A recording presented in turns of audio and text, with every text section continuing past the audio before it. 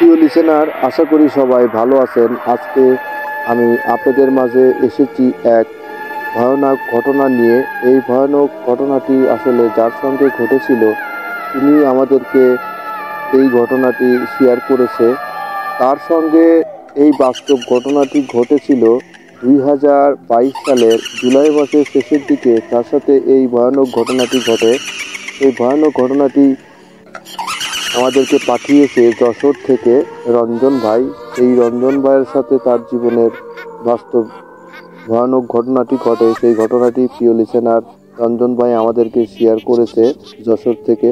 সেই ভয়ঙ্কর ঘটনাটি কি ছিল বা কি ঘটেছিল, সেই ভয়ঙ্কর ঘটনা আমরা রঞ্জন ভাইয়ের কাছ থেকে শুনবো। সেই ঘটনাটি প্রিয় লিসেনার আমি আপনাদের মাঝে শেয়ার করব। তো চলুন, ঘটনা শেয়ার করার আগে আমি কিছু কথা বলতে চাই। আমাদের মাঝে অনেকেই আছে যে এখনও চ্যানেলটাকে সাবস্ক্রাইব করেনি। চ্যানেলটাকে সাবস্ক্রাইব করবেন। ঘটনাটি ভালো লাগলে অবশ্যই লাইক করবেন, শেয়ার করবেন। তো চলুন, রঞ্জন ভাইয়ের সাথে কি ঘটনা ঘটেছিল, কি ভয়ানক হয়েছিল, সেই ঘটনাটি আমরা রঞ্জন ভাইয়ের কাছ থেকে শুনব। রঞ্জন ভাইয়ের সাথে এই ভয়ানক ঘটনাটি ঘটেছিল 2022 সালের জুলাই মাসের শেষের দিকে। তার সাথে এই ঘটনাটি ঘটে। তিনি সেই ভয়ঙ্কর ঘটনাটি আমাদেরকে পাঠিয়েছে। তার সাথে এই ভয়ানক ঘটনাটি ঘটেছিল, আমি আবারও বলছি, 2022 সালের জুলাই মাসের শেষের দিকে। তার সাথে এই ভয়ানক ঘটনাটি ঘটে এবং তার কাছে এই ঘটনাটি অনেক অদ্ভুত এবং ভয়ানক ছিল। সেই ভয়ানক ঘটনাটি আমি আপনাদের মাঝে শেয়ার করতে যাচ্ছি।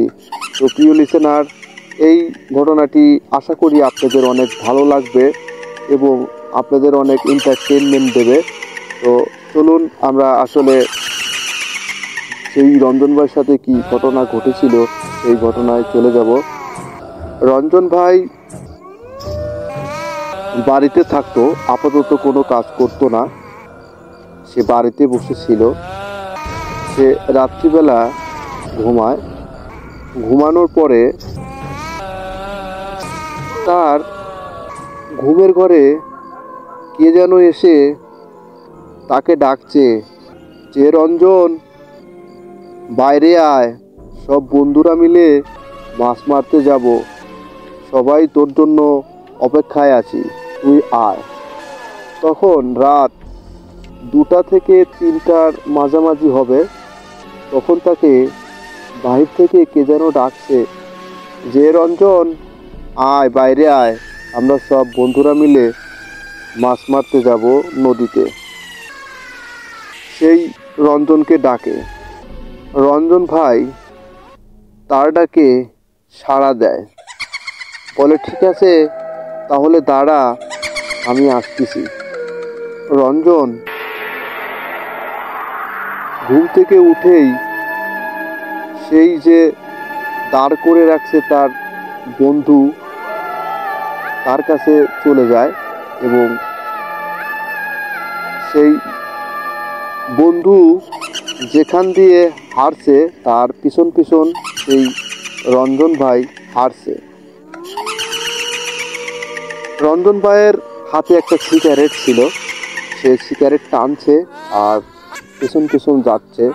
তার যে বন্ধু বাড়ি থেকে ডেকে নিয়ে আসছে এবং সেই বন্ধু বলছে যে আমরা নদীতে মাছ মারতে যাব বন্ধুরা মিলে। রঞ্জন কিন্তু তার ডাকে সাড়া দিয়ে তার পিছন পেছনে হাঁটতে চলেছে। তার সেই বন্ধু হাঁটছে আর রঞ্জন ভাই তার পিছন পিছন যাচ্ছে আর পিছন পিছনে সে সিগারেটটা খাচ্ছে। মাঝে মাঝে রঞ্জন ভাই জিজ্ঞেস করছে যে, ক্যারে, আমার সেই আর বাকি বন্ধুরা কোথায়, ওদের তো দেখছি না। সেই যে ডেকে নিয়ে আসছে রঞ্জন ভাইকে, সে বলছে যে আর বাকি বন্ধুরা আর কিছু দূরে গেলেই পাবি, ওদেরকে ওখানে রেখে আসছি, ওরা অপেক্ষায় আছে তোর, তুই আর আমি বাদ ছিলাম। ওরা বলল যে তাহলে তুই রঞ্জনকে একটু ডেকে নিয়ে আয়, আমরা এখানে দাঁড়ালাম জাল টাল নিয়ে। সেই কথা তাকে বলছে, রঞ্জনকে বলছে। রঞ্জন ভাই বলছে, আচ্ছা ঠিক আছে, তাহলে সামনে যেহেতু আরো বাকি বন্ধুরা আছে, তাহলে চল। রঞ্জন ভাই সিগারেট টানছে,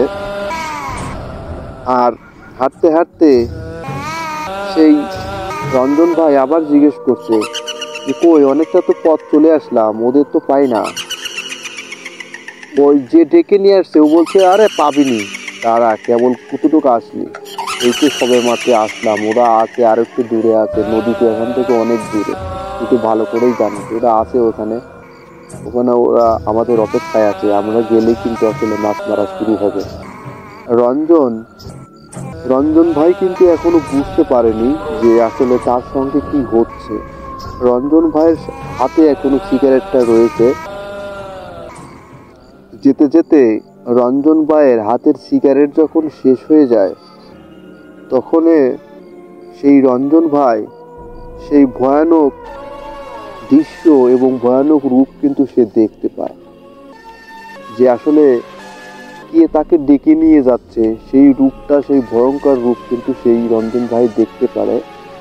রঞ্জন ভাই হাতের দিকে তাকিয়ে দেখে যে আমার হাতে যে সিগারেটটা ছিল, এই সিগারেটটা কিন্তু আর নেই। রঞ্জন ভাই তার হাতের সিগারেট না দেখতে পেয়ে তখন তার সেই সামনে যে ডেকে নিয়ে আসছে বন্ধু, আসলে সেই কোনো মানুষ না, এটা সেই ভয়ানক প্রেতাত্মা, যা আমার কোনো বন্ধুর রূপ ধরে আমাকে ডেকে নিয়ে আসছে। সেই রঞ্জন ভাই বুঝতে পারে, সেই রূপটা দেখতে পারে। রঞ্জন ভাই তখন একটু থমকে দাঁড়ায়। তখন তাকে যে ডেকে নিয়ে আসছে সে বলে, কে রে, দাঁড়ালি কেন, আয়, ওরা তো দাঁড়া রয়েছে আমাদের জন্য, অনেক সময় হয়ে গেল, আমরা আর কত সময় লাগাবো, অনেকটা দেরি তো হয়ে গেল, ওরা কিন্তু রাগ করবে, চল আর একটু আগায়। রঞ্জন ভাই তখন কোনো কিছু না বলে বলছে ঠিক আছে, তাহলে চল আমরা এগোতেই থাকি। রঞ্জন ভাই বিষয়টা এখনই সেইভাবে নেয়নি যে আসলে আমার সাথে কোনো ভয়ঙ্কর ঘটনা ঘটতে যাচ্ছে। আসলে রঞ্জন ভাই কিন্তু এখনো সেইভাবে বুঝতে পারেনি, কিন্তু সে কিন্তু ঘুমের ঘরে চলে আসছে। তার ঘুমটা হয়তো কাটেনি বা ঘুমটা ভাঙেনি, এই জন্য সেই ঘুমের ঘরেই তার পিছন পিছনেই হাঁটতে থাকছে। আর সেই ভয়ঙ্কর রূপ কিন্তু সে দেখতে পাচ্ছে, এই প্রেতাত্মার রূপ। আসলে রঞ্জন ভাই বুঝতে পারতেছে না যে আমাকে কোনো খারাপ ভয়ানক প্রেতাত্মা আমার সাথে খারাপ আচরণ করছে বা কোনো ভয়ঙ্কর ঘটনা ঘটাবে, আসলে সে মনে করছে না। তার কথা ভেবেই সে পিছন পিছন হাঁটছে। হাঁটতে হাঁটতে সামনের দিকে এগিয়ে যেতেই দেখে যে একটা পরিত্যক্ত শ্মশান রয়েছে। এই শ্মশানের দিকে সেই হাঁটছে। রঞ্জন রঞ্জন ভাই তখন ভাবছে যে আমি তো শ্মশানের দিকে আসবো না, আমি তো নদীর দিকে যাব, এটা তো এখন নদীর রাস্তা না, আমরা তো শ্মশানের দিকে চলে আসলাম, শ্মশান থেকে তো নদীর রাস্তা অন্য দিকে, আর এখান থেকে তো নদীটা অনেক দূর হবে। রঞ্জন ভাই তখন একদম থমকে দাঁড়ায়, আর সেই প্রেতাত্মাটি আসলে শ্মশানের মধ্যে পৌঁছে যায়। আর রঞ্জন ভাই কিন্তু শ্মশানে পৌঁছাতে পারে না, শ্মশানের একটু আগেই রঞ্জন ভাই থেমে যায়। রজন ভাই তখন তার হুঁশ একটু ফিরে আসে এবং সে বুঝতে পারে যে আসলে আমার সাথে যে ঘটনাটি ঘটছে, আমার কোনো এক বন্ধুর রূপ ধরে এই প্রেতাত্মা আমাকে ডেকে নিয়ে আসছে এই পরিত্যক্ত শ্মশানে, আমার সাথে কোনো ভয়ঙ্কর ঘটনা ঘটাবে। এই কথা ভেবে রঞ্জন ভাইয়ের গাও কিন্তু ভার হয়ে যায়। সেই প্রেতাত্মাটি শ্মশান থেকে রঞ্জনকে ডাকছে যে আয়, দাঁড়ালি কেন, আর একটু গেলেই তো ওই যে বন্ধুদের পাবো, দেখ এখান থেকে তো দেখাই যাচ্ছে, আর ডাকলে তো এখান থেকেও শুনবে। আসলে যে বন্ধুরা ওখান থেকে ডাকলে যে শুনবে না, সেটা কিন্তু আসলে রঞ্জন ভাই জানে যে আমি কোথায় এসে দাঁড়াইছি বা কোথায় এসেছি। এখন আমি বুঝতে পারতেছি রঞ্জন ভাইয়ের সমস্ত শরীর কিন্তু ভার হয়ে গেছে। এই প্রেতাত্মাটি তাকে ডাকছে যে রঞ্জনায় দাঁড়ালি কেন, আর একটু গেলেই তো বন্ধুদের পাবো, বন্ধুদের গেলেই তো আমরা মাছ মারতে পারবো। আর আমাদের জন্যই কিন্তু বন্ধুরা অপেক্ষা করতেছে, আমরা দুজন গেলেই মাছ মারা শুরু করব। সেই প্রেতাত্মাটি আসলে কিন্তু তার অনেক লোভ দেখিয়ে তাকে ডাকছে। আর প্রেতাত্মাটি যেখানে থাকতো সেইখানে কিন্তু সে চলে এসেছে, সেই শ্মশানে, পরিত্যক্ত শ্মশানে সেই প্রেতাত্মাটাই থাকতো। তাকে রঞ্জন ভাইকে এই শ্মশানে নিয়ে আসার জন্যই এই প্রেতাত্মা তার কোনো বন্ধুর রূপ ধরে তাকে ডেকে নিয়ে আসে। এই তার সাথে ভয়ঙ্কর ঘটনা ঘটাবে। রঞ্জন ভাই চমকে দাঁড়াইছে এবং সে ভাবছে যে এত রাত্রে শ্মশানে আমার কোন বন্ধু যাবে, যে শ্মশানে কাজ করে রয়েছে, যে কাজ করতে আসিস, কেউ তো মারাও যায়নি বা কোনো কাজেও তো আসেনি, আর রাত তো অনেক হয়েছে, এখানে কে আসবে, কে ডাকে, কিন্তু ভয়ঙ্কর জিনিস। এটা ভেবেই কিন্তু এই রঞ্জন ভাই আরো ভয় পায়, প্রচন্ড আকারে ভয় পায়। এটা তার শরীর, সমস্ত শরীর ভার হয়ে যায় এবং সেই প্রেতাত্মাটি তাকে ডাকতে থাকে। তার ডাক শুনে রঞ্জন ভাই যখন না আসে, তখন সেই প্রেতাত্মাটি তার দিকে এগিয়ে আসে। আস্তে আস্তে তার তার দিকে এগিয়ে আসে প্রেতাত্মাটি আসলে সেই রঞ্জন ভাইকে ধরার জন্য, বা প্রেতাত্মাটি যে কাজে আসছে সেই কাজটি সফল করার জন্য রঞ্জন ভাইয়ের কাছে প্রেতাত্মাটি আসে।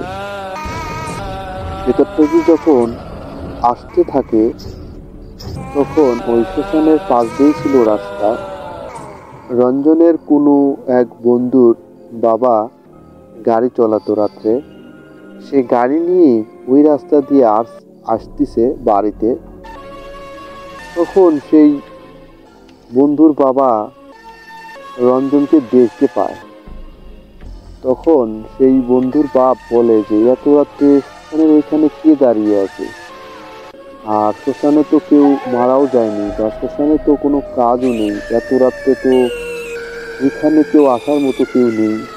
না, আমি কোনো কিছু ভুল দেখলাম, না চোখে তাকিয়েছি, হয়তো গাড়িটাকে রাত্রে চলাইছি, হয়তো ছায়াটাও পড়তে পারে। এটা ভেবে সে বলে যে না, সামনের দিকেই আগায়।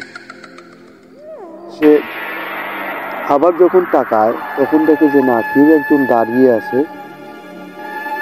তখন সেই বন্ধুর বাপেরও আসলে একটু হালকা হালকা ভয় লাগে যে এত রাত্রে শ্মশানের এখানে কে আছে, দাঁড়া, কে আছে, কোনো ভয়ঙ্কর জিনিস নাকি, বা কোনো প্রেতাত্মা ঘুরে বেড়াচ্ছে নাকি। এটা কিন্তু সেই তার বন্ধুর বাপ কিন্তু আসলে মনে মনে ভাবে।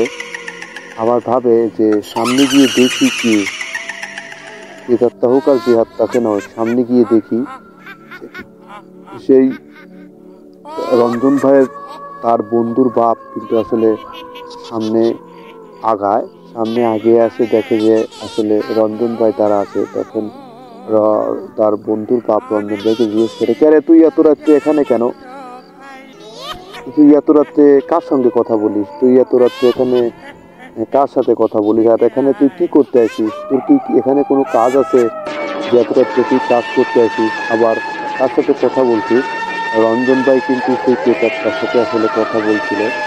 প্রেতাত্মা তখন বলছিল যে আয়, আরেকটু যাবো, আরেকটু গেলেই বন্ধুদের পাবো। যখন তার কথা ছাড়া যায় না রঞ্জন ভাই, তখন কিন্তু সেই প্রেতাত্মাটি তাকে আসলে ধরতে আসে, মানে তার দিকে এগিয়ে আসে আর বলতে থাকে যে আয় আয়, আর একটু গেলেই বন্ধুদের পাবো, বন্ধুদের কাছে গেলেই কিন্তু আমরা মাছ মারতে পারবো, আর বন্ধুরা গেলেও কিন্তু খুশি হবে, তোমরা মাছ মারতে পারবো, আর আমরা না গেলে কিন্তু মাছ মারতে পারবো না। এই কথাগুলোই কিন্তু আসলে রঞ্জন ভাইয়ের সাথে হলো। আর সেই কথাগুলোই কিন্তু তার বন্ধুর বাপ শুনছিল। সেই জন্য রঞ্জন ভাইকে কিন্তু বলছিল যে তুই এত রাত্রে কার সাথে কথা বলিস বা এখানে এত রাত্রে তোর কি কাজ। যখন সেই তার বন্ধুর বাপ তার সামনে এসে যখন এই কথা বলে, তখন রঞ্জন হঠাৎ করে মাটিতে পড়ে যায়। আর পেট্টাটি আসলে রঞ্জন ভাইয়ের কাছ থেকে চলে যায়।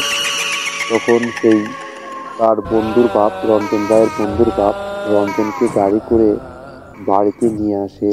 নিয়ে আসার পরে তার পরিবারের কাছে বলে যে রঞ্জন এত রাতে ওইখানে ছিল, কার সাথে যেন কথা বলছিল, আমি কার সাথে যেন কথা বলতে দেখলাম। আমি যখনই রঞ্জনকে জিজ্ঞাসা করলাম যে এত রাত্রে কার সাথে কথা বলিস আর এখানে কেন, আর এখানে তোর কি কাজ, রঞ্জন কোনো কথা বলতে পারেনি। রঞ্জন অমনি অজ্ঞান হয়ে পড়ে গেছে। তখন তার পরিবার বিষয়টি বুঝতে পারে যে আসলে রঞ্জন ওখানে কিসের জন্য গেছিল বা কোন কারণে গেছিল। হয়তো কোনো ভয়ঙ্কর জিনিস ওকে আকৃষ্ট করছিল, এই আকৃষ্টিতে তাকে ওখানে নিয়ে গেছে।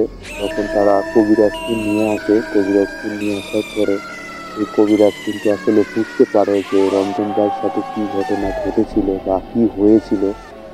রঞ্জন ভাইকে আপাতত সুস্থ করে। সুস্থ করার পরে রঞ্জন ভাইয়ের কাছ থেকে সমস্ত কথা তার বন্ধুর বাপ, তার পরিবার এবং কবিরাজ তারা সমস্ত কথা শোনে। শোনার পরে বলে যে রঞ্জন ভাই, আপনি তো বেঁচে গেছেন। যদি আপনার এই বন্ধুর বাবা যদি না দেখতো বা ওই সময় যদি এই রাস্তা দিয়ে না আসতো, তাহলে হয়তো বা আপনি প্রাণে বাঁচতেন না। হয়তো সেই প্রেতাত্মাটি আপনাকে মেরে ফেলতো। আসলে প্রেতাত্মাটি আপনাকে মেরে ফেলার জন্যই আপনার কোনো এক বন্ধুর রূপ ধরে আপনাকে ডেকে নিয়ে গেছে এই শ্মশানে।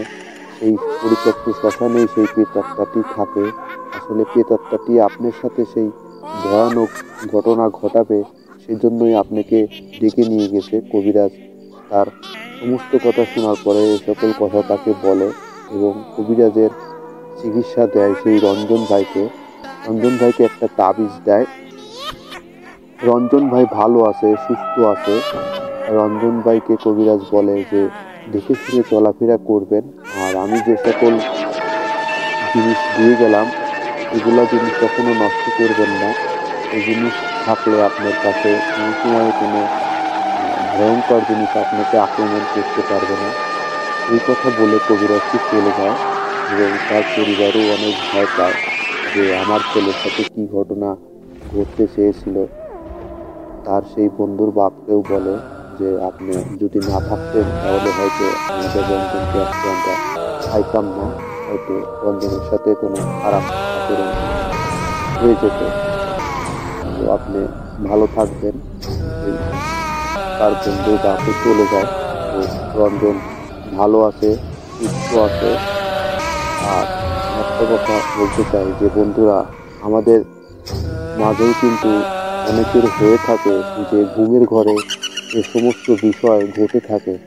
তো আপনারা এ সকল বিষয় কখনো সাড়া দেবেন না। হতে পারে এই ধরনের বিষয়ও আপনাদের সাথে ঘটতে পারে বা এই ধরনের ঘটনা আপনার সাথেও হতে পারে। এই ধরনের ঘটনা ঘটলে অবশ্যই ডাকে আপনি সাড়া দিবেন না এবং তার পিছন পিছন যাবেন না। ভালো থাকবেন, সুস্থ থাকবেন। আমার ঘটনাটি যদি আপনাদের ভালো লাগে অবশ্যই চ্যানেলটাকে সাবস্ক্রাইব করবেন এবং ঘটনাটিকে একটি লাইক কমেন্ট শেয়ার করবেন এবং ঘটনাটি কেমন লাগলো সেটা অবশ্যই কমেন্টে জানাবেন। আমার কাছে ঘটনাটি অনেক ভয়ঙ্কর লেগেছে। আপনাদের কাছে যদি ভয়ঙ্কর লেগে থাকে অবশ্যই কমেন্ট করবেন। আর যারা এখনও আমার চ্যানেলটাকে সাবস্ক্রাইব করেননি অবশ্যই চ্যানেলটাকে সাবস্ক্রাইব করবেন। ভালো থাকুন, সুস্থ থাকুন। আমি আবারও বলতে চাই যে এ ধরনের ঘটনা কখনোই আপনারা সাড়া দিবেন না। আমাদের ঘুমের মাঝে অনেকেই কিন্তু এ ধরনের ঘটনার কবলে পড়ে। তো আপনারা এ ধরনের ঘটনার কবলে পড়লে সাড়া দিবেন না। ভালো থাকুন, সুস্থ থাকুন। আজকের মতো বিদায় নিচ্ছি। আগামী দিনে আগামী এপিসোডে আপনাদের আগামী কোনো মানুষের জীবনের সাথে ঘটে যাওয়া বাস্তব ঘটনা নিয়ে হাজির হব। ততক্ষণে ভালো থাকুন, সুস্থ থাকুন। ধন্যবাদ।